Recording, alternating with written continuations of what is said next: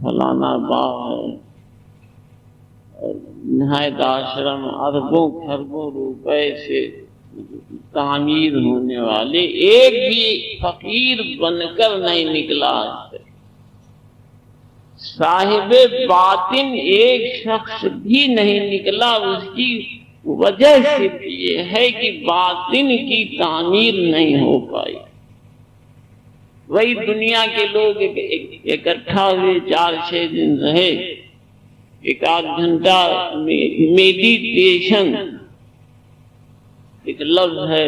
ان لوگوں کے یہاں کا خاص، میڈیٹیشن میں بیٹھے، پھر وہی آپس میں وہی اپنے کمپنی کی بات اور اپنے گھر کی بات اور اپنی دکان کی بات اور اپنے بیوی کی بات اور اپنے اس بچے کی بات اور اپنے اس بچے کی بات، یعنی وہی دنیا ہی پھنسی رہی ہے۔ تو یہ حضرت مولا کائنات فرما رہے ہیں کہ اپنے کو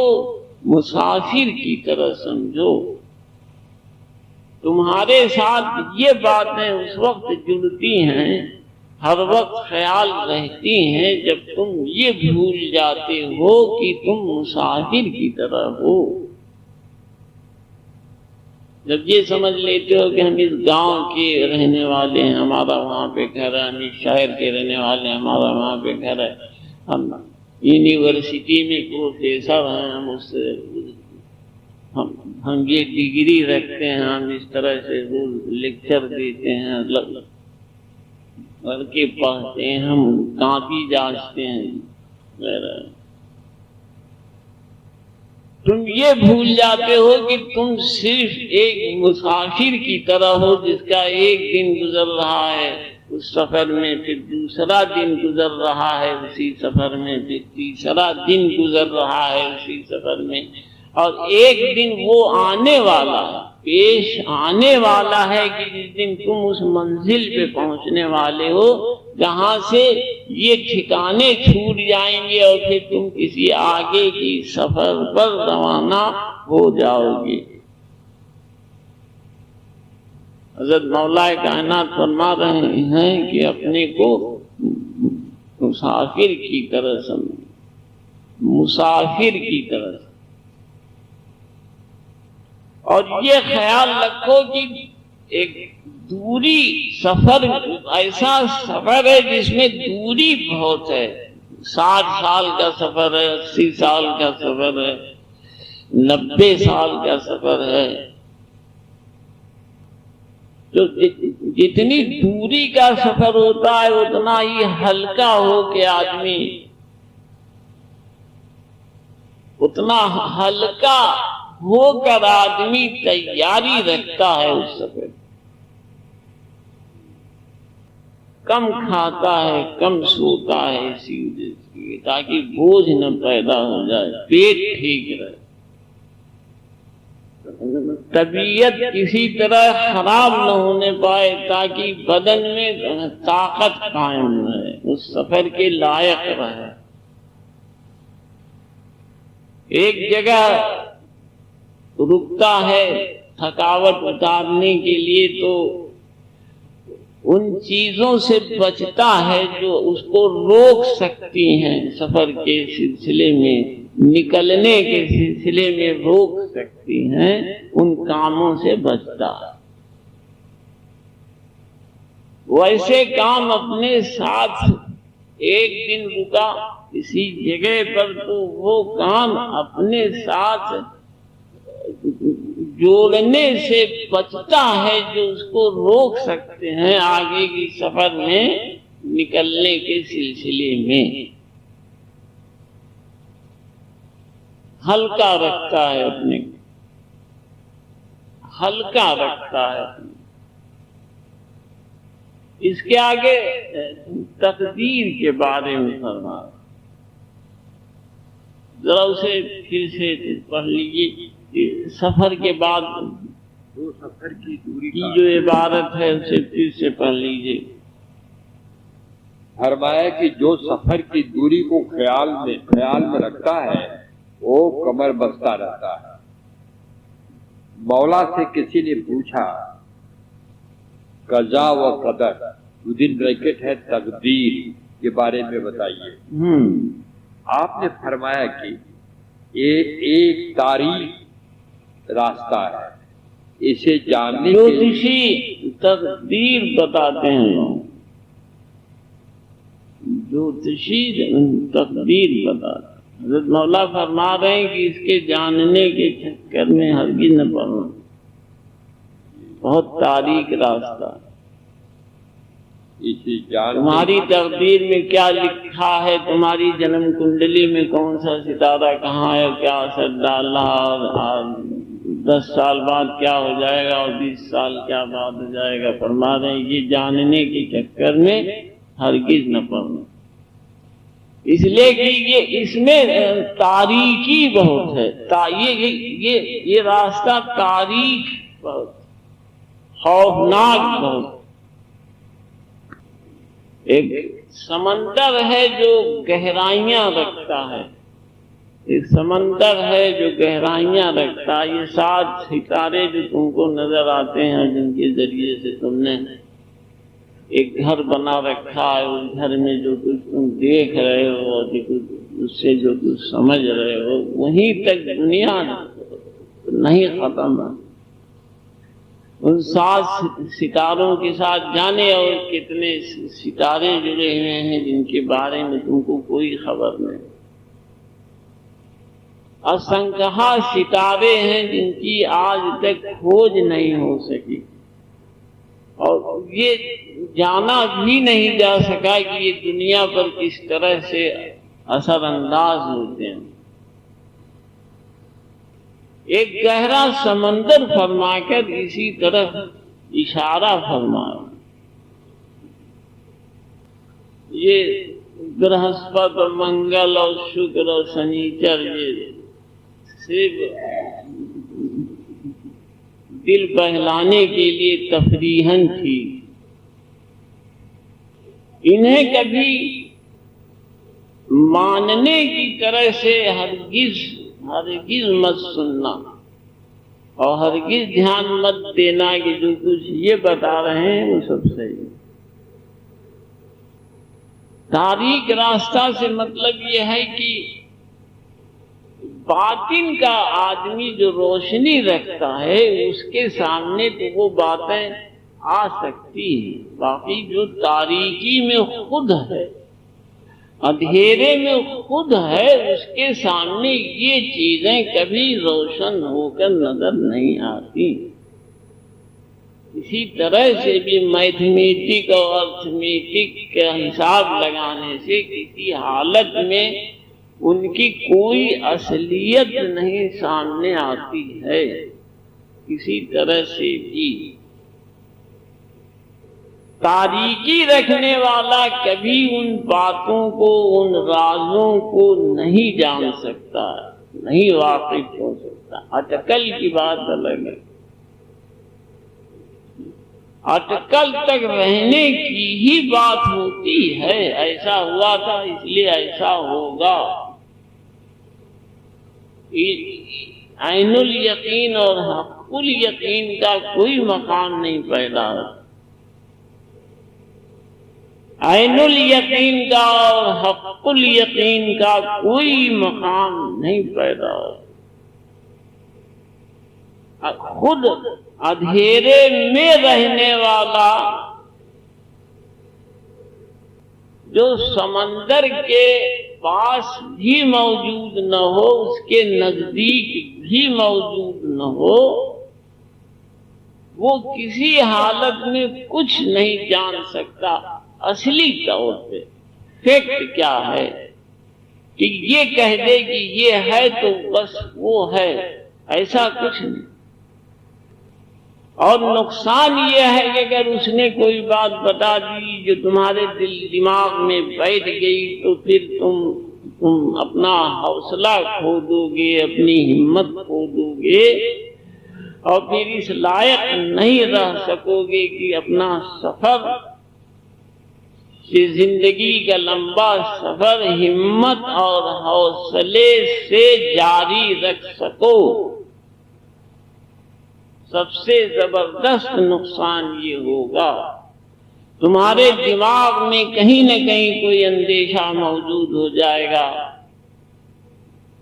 بیکار کی بے وجہ کی فکر پیدا ہو جائے گی جو تمہیں کنسنٹریشن سے، ایکاگرتا سے محروم رکھے گی. تم ایکاگر نہیں ہو پاؤ گے، کنسنٹریٹ نہیں ہو پاؤ گے. اس کے بعد والا بیان فرمایا کہ غریب اور مسکین اللہ کا ایک بھیجا ہوا ہوتا ہے، تو جس نے اس سے اپنا ہاتھ روکا اس نے خدا سے ہاتھ روکا، اور جس نے اسے کچھ دیا اس نے خدا کو دیا. فرمایا کہ مسکین غریب دروازے پر آیا، آپ کے سامنے آیا، آپ نے دھیان نہ دیا اس کی طرف، آپ نے نہ دیکھا اس کی طرف، تو مولا فرما رہے ہیں کہ گویا اللہ کی طرف آپ نے اپنے کو دیکھنے سے روکا. اور اگر آپ نے اسے کچھ دیا، آپ نے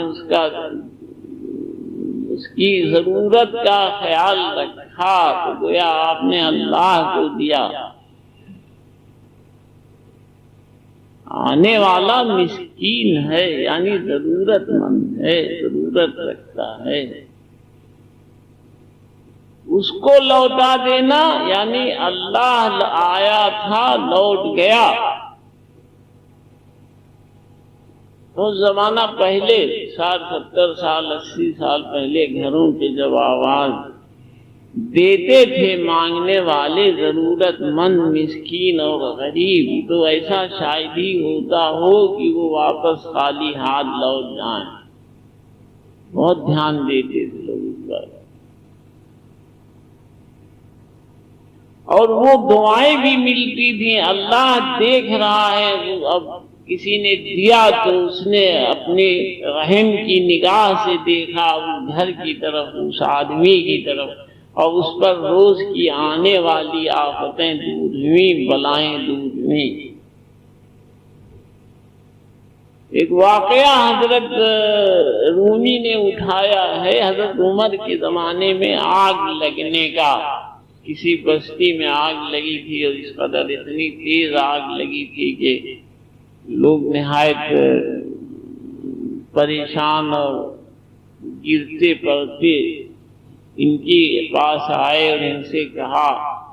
تو انہوں نے کہا، جواب دیا کہ بھئی تم لوگ صدقہ بھی نہیں نکالتے ہو اور جو غریب ہیں ان کا خیال نہیں کرتے ہو. تو انہوں نے جواب دیا کہ ہم لوگ بہت خیال کرتے ہیں، جو دروازے پہ آتا ہے اسے دیتے ہیں اور لوگوں کے لیے نکالتے رہتے ہیں. تو حضرت رومی فرما رہے ہیں کہ وہ نکالنا بھی تمہارے اس لیے کام نہیں آتا کہ وہ ایک رسم ہے، تم نکالتے ہو، تم رسمی طور پہ نکالو. حضرت رومی کے اس قول کو ہم بہت دھیان سے سوچتے رہے کہ آخر یہ اس میں کون سی خاص بات کہ آدمی دے رہا ہے، کوئی مانگنے آیا اسے اس نے دیا. اب وہ بتانے والا یہی بتا رہا ہے کہ ہم لوگ کے گھروں پہ جب لوگ سوالی آتے ہیں تو ہم لوگ کچھ نہ کچھ ان کی ضرورت کا انہیں ضرور دیتے رہے ہیں. حضرت رومی کہہ رہے ہیں بھائی وہ رسمی ہے، وہ شمار میں نہیں آتا. تو ہم سوچتے رہے کہ آخر اس مسئلے کو کس طرح سے حل کیا جائے، کہ اب اس دینے میں کیا چیز ہونی چاہیے، کیا خوبصورتی ہونی چاہیے کہ واقعی اسے غیب میں دینا سمجھ لیا جائے، کسی کے کام آنا سمجھ لیا جائے، اور اس کے آفت و بلا کو دور کرنے کے سلسلے میں کارگر سوچ لیا جائے تو خیال یہ آیا کہ دراصل یہ ایک دینا یہ ہے کہ آپ نے عاجزی سے کسی کو کچھ دیا، آپ نے جھک کے دیا، آپ نے یہ محسوس کر کے دیا کہ ایسا وقت ہم پہ بھی آ سکتا ہے۔ جس حالت میں آج یہ شخص موجود ہے، ہماری امداد کا محتاج ہے، ہمارے دروازے پہ آواز دے رہا ہے، اس حالت کو کسی وقت ہم بھی آ سکتے ہیں، اور اگر نہیں آئے تو اس پرورش کرنے والے کا رحم ہے کہ اس نے ہمیں اس حالت میں رکھا، اس طرح کا بنائے رکھا کہ ہم کسی کے کام آ سکیں۔ ایک عاجزی دل میں رہی۔ فرعون کی طرح یہ کہنے کی بجائے کہ آپ نے ہمارے ساتھ یہ کیوں کیا، اور آپ نے ہمارے ساتھ یہ کیوں کیا، آپ نے ہمارا دھیان کیوں نہیں رکھا، آپ اللہ ہیں، آپ آسمانی طاقت رکھتے ہیں، تو ہمارے ساتھ ایسا یہ کیوں ہوا۔ حضرت آدم علیہ السلام کی طرح کہہ رہا ہے کہ ربنا ظلمنا انفسنا، ہم نے اپنے اوپر ظلم ہم اس کے خود ذمہ دار ہیں،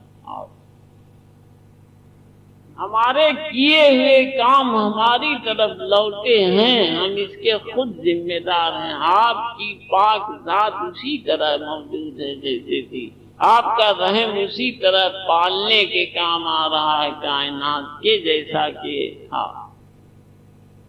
آپ کی شان پرورش کی اسی طرح قائم ہے جس طرح کی تھی، اس میں کوئی فرق نہیں۔ ہم اس لائق نہ ہو سکے، ہم اس طرح کے نہ بن سکے کہ آپ کی اس پرورش تک پہنچتے، دونوں میں فرق ہے۔ تو وہ فرعون کی طرح کے لوگ ہیں جو دے رہے ہیں تو یہ سمجھ کے دے رہے ہیں کہ ہم خود اس لائق ہیں کہ ہم دیں، کسی کو دے رہے ہیں، مانگنے والے کی آواز پہ گھر کے باہر نکلے ہیں تو ان کی سوچ میں یہ موجود نہیں ہے کہ ہم کو کسی نے اس لائق بنا رکھا ہے۔ وہ یہ بھول گئے ہیں کہ غیب نے، آسمان نے، اس پرورش کرنے والے نے ہمیں دے رکھا ہے، اس میں سے ہم دوسرے کو دے رہے ہیں۔ دینے میں فرق ہو گیا،